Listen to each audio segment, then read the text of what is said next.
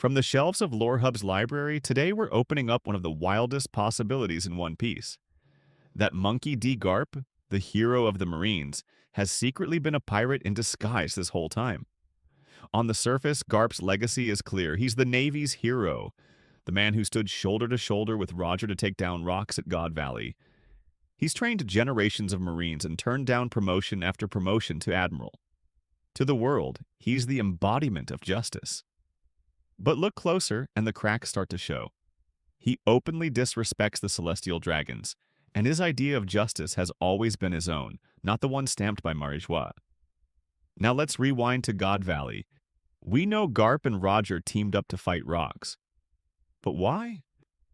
Some fans speculate Imu used a terrifying ability there, something like Domi Reversi, to turn rocks against himself, destroying his own ambitions and threatening to wipe out the entire island.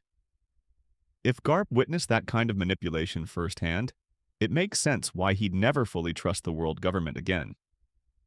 From that point on, maybe Garp wasn't fighting for the Marines, but fighting within them, using the uniform as his cover. But then there's Garp's supposed hatred for pirates. He calls them scum. He beat Ace and Luffy for dreaming of becoming pirates, and he's chased them his entire life. How does that fit if he's been living like a pirate himself? It's simple. The hatred was the mask. To survive inside the Navy, Garp had to play the role of the hardline pirate hater. If he ever showed sympathy, the world government would have suspected him long ago. So he doubled down, making his disgust look absolute. But behind that mask, the truth slipped out. He respected Roger. He let Luffy go multiple times, and when Ace was captured, he fought with every ounce of himself just to sit still and not save him. His hatred wasn't real. It was a cover, and the cracks show every time his heart got in the way of his uniform. Fast forward, and Garp never takes the admiral seat. Why? Because an admiral is chained directly to the Celestial Dragons.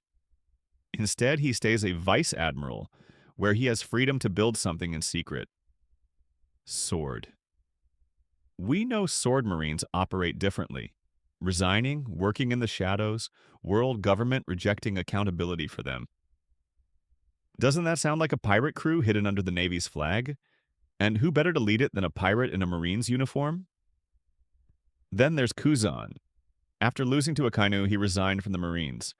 But leaving the Navy wasn't the end, but it was the beginning of his true role. By joining Blackbeard's crew, Kuzan positioned himself as Garp's informant. That explains why Garp knew exactly when and where to move during the Pirate Island incident.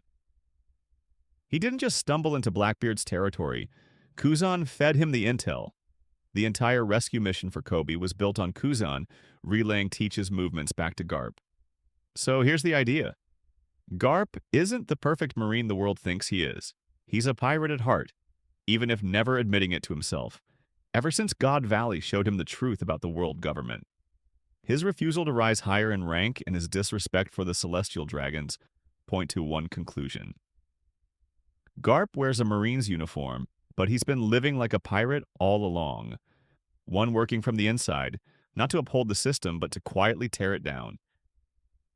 But that's just my take. What do you think? Is Garp really the Navy's hero, or the government's greatest traitor in disguise? Drop your thoughts below, and as always, I'll see you in the next one.